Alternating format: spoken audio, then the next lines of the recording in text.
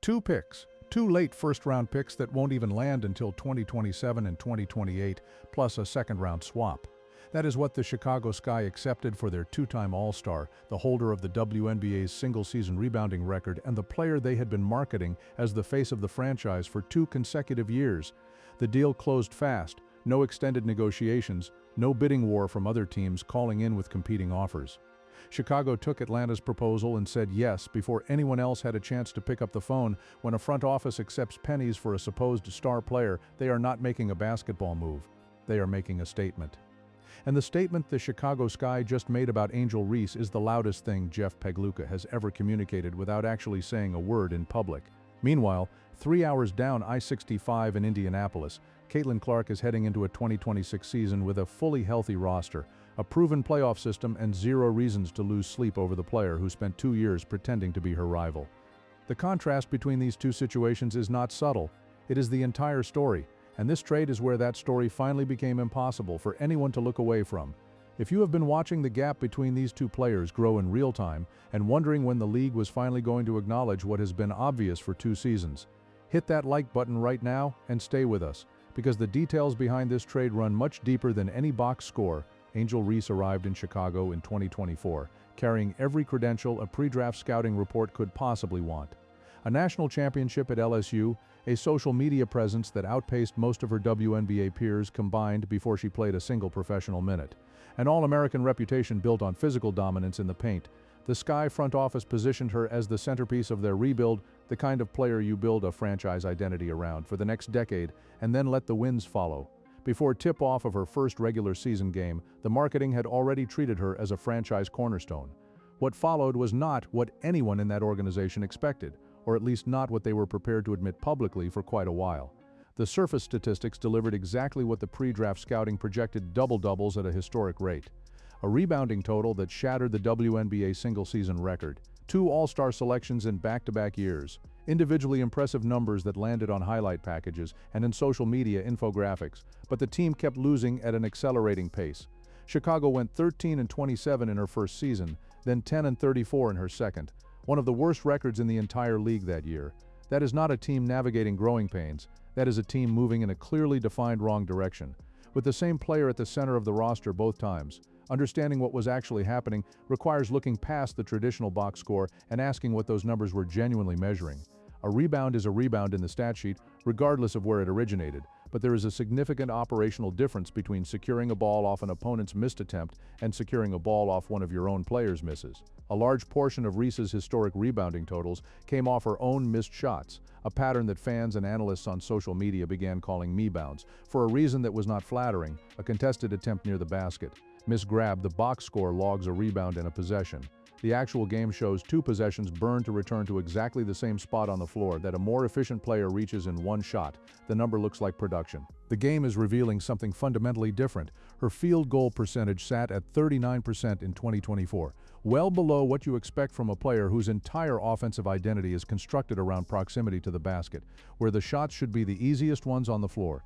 She nudged that to approximately 42% in 2025, but her conversion rate on attempts from 5 to 9 feet from the basket, shots that should be automatic finishing opportunities for a post-dominant player, sat at 13%. Meanwhile, her three-point shooting hovered near 18% across both seasons, which effectively removed that entire dimension of floor spacing from the Sky offense. Defenders could collapse on her in the paint without any fear of being punished from the outside. Pick-and-roll coverages became straightforward when one of the options at the end of every play had no perimeter threat attached to her. The spacing problems compounded throughout the entire offensive system, and the wins reflected it.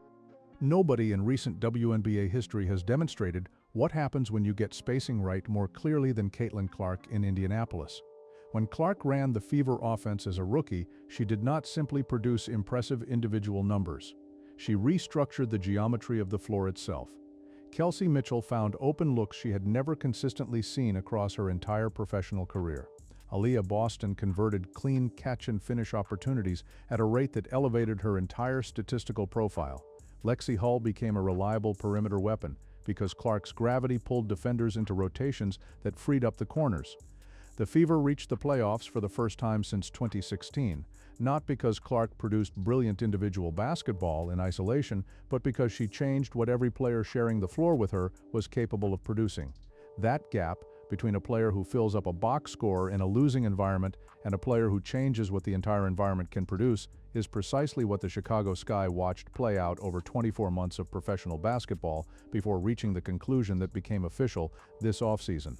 The basketball case for keeping Reese had already collapsed under its own weight before the locker room dynamics entered the equation, but when those dynamics are placed alongside the on-court record, what emerges is a picture of a front office managing a compounding situation across multiple simultaneous fronts. The weight of that management did not build gradually, it accelerated. The first public signal that something was structurally unsound came in Game 1 of the 2025 WNBA season, an opening night matchup against Indiana, a nationally watched contest with the league's highest-profile rivalry built around the Clark-Reese storyline. Reese publicly accused the league of discrimination during the game. That is a serious accusation in any professional sports context. The league investigated and found no evidence to support it.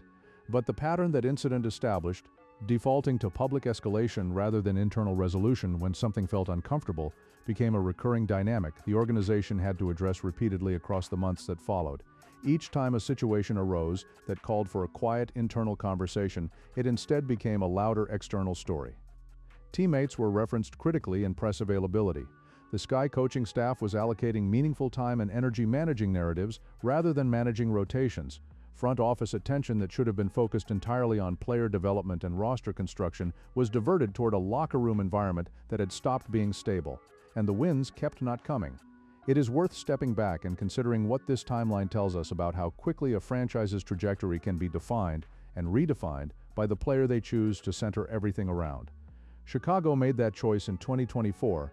2 seasons later, they are paying late first-round picks to make it stop. When a franchise formally records a suspension for conduct detrimental to the team, that documentation becomes a permanent part of the organizational record in a way that press conference quotes never do. Chicago's suspension of Angel Reese in September of 2025 was not a minor administrative note buried in internal paperwork. It was the last official statement the organization made about her before initiating trade discussions, and in the compressed, interconnected ecosystem of WNBA front offices, where general managers share information, where reputations circulate faster than roster moves, that paper trail carries weight that extends far beyond the specific incident it documents. Every team that fielded a call about Reese this offseason already knew what that suspension meant and what it meant about the full picture. Drop a comment below right now. Do you think Atlanta got a steal in this deal, or did they inherit a problem that Chicago desperately needed to make somebody else's? The WNBA community is genuinely divided on this, and the answer determines everything about what the Dream's next 2 seasons actually look like. The contract situation adds a layer that makes the urgency of the exit easier to understand. Reese had 2 more seasons remaining on her deal at the time of the trade. That means 2 additional years of roster cap allocation directed toward a player the front office had already concluded was not the centerpiece of their future. 2 more years of managing a locker room that had demonstrated it could not sustain her presence without recurring flashpoints. 2 more years of coaching staff attention diverted from development and game planning toward a situation that had already been adjudicated internally and found unmanageable. Paying out a contract to a player you have formally suspended and are actively trying to move off your roster is its own kind of organizational drain. Financial and psychological at the same time. There is also a dimension of this trade that connects to the broader WNBA collective bargaining landscape in ways that have not received enough attention. The league and its Players Association are operating in an environment where player valuation is increasingly tied to on-court impact metrics, specifically to how a player's presence affects the team's win total, not just their individual statistical line. Reese's case is instructive because she entered the league primarily as a marketing asset. Her social media reach, her name recognition coming out of college, and the cultural conversation she generated all created real commercial value for a league that was hungry for exactly that kind of attention in 2024. But commercial attention does not translate into franchise valuations when the team loses 15 more games per season than they did before the player arrived. Chicago eventually had to separate the marketing value from the basketball value, and when they did, the math on the contract commitment changed significantly. Now consider what Atlanta actually acquired in this transaction and what it signals about their own organizational decision-making. The Dream did not land a missing piece for a contending roster. They acquired a player whose best statistical output ran simultaneously with her team's worst record. They brought in a player with formally documented locker room friction at her previous stop. And they are now responsible for integrating a post player whose spacing profile creates structural challenges for an offense that had been building real momentum with Ryan Howard and Cheyenne Gray as its foundational core. Those two players had developed defined roles and genuine chemistry over multiple seasons. The locker room now has to absorb someone whose previous team suspended her in September and began shopping her before the offseason officially opened. Teams across professional basketball have made this exact bet on complicated players for decades. You accept the behavioral history, you absorb the complexity, you bet that a new environment with new relationships changes the equation. That bet almost never pays off in the way the acquiring team hopes. Not because the player is incapable of growth, but because the patterns that generated friction in one building do not disappear when the address changes. They travel with the person. Atlanta is now the organization that has to answer for those patterns. The next time a flashpoint arrives, and the history of this specific situation suggests a next time is more likely than not. Before we continue, if this kind of investigative breakdown is why you keep coming back to this channel, consider joining as a member. Your support is what makes it possible to keep going this deep on the stories that deserve more than a surface reading. If you have a friend who still thinks this trade instantly transformed Atlanta into Eastern Conference contenders, share this video with them now. The numbers make a compelling case on their own, but sometimes the best thing you can do for someone is get them the full picture before the 2026 season answers the question for everyone. While Atlanta is reconfiguring its locker room around a player who brings a complicated recent history into a previously stable environment, Indiana is sitting in a categorically different position heading into 2026. Caitlin Clark is returning from the groin injury she sustained during the 2025 season, an injury that gave her the entire offseason to properly rehabilitate and prepare. Aaliyah Boston remains one of the most efficient two-way bigs in the league, a player whose value Clark's presence actively amplifies by creating exactly the spatial geometry Boston needs to operate effectively around the basket. Kelsey Mitchell has spent 2 full seasons learning the pick-and-roll vocabulary of Clark's system and is now executing it with the confidence of someone who has genuinely internalized it rather than simply running the plays. The coaching staff that built this engine already has its proof of concept on the record. Indiana eliminated Atlanta from the 2025 playoffs in the first round. Let that detail sit for a moment and carry its full weight. The Fever beat the Dream while their best player was sidelined, not managing discomfort, not operating at reduced capacity. Sidelined completely. The system held because the foundation Clark built is structurally sound in a way that does not require her presence on the floor to function at a competitive level. That is what a truly generational player does to an organization. They leave a residue of systemic competence that outlasts any single game, any single injury, any single absence.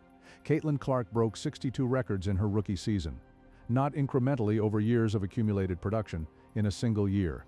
And the team reached the postseason for the first time since 2016. Those two facts are not coincidental. The records are a byproduct of how Clark plays basketball, how she pulls defenders, creates decision points, and forces opposing schemes into choices they have not been designed to handle. The records prove the individual excellence. The playoff appearance proves the systemic impact. And now, heading into 2026, that system is intact, healthy, and operating with a full offseason of preparation behind it. Project that forward against a conference that just watched its most attention-generating transaction send a suspended, underperforming player to a rebuilding program for a pair of late picks. The competitive separation between Indiana and the rest of the Eastern Conference is not holding steady. It is growing, and the trade that relocated Angel Reese to Atlanta made it grow faster.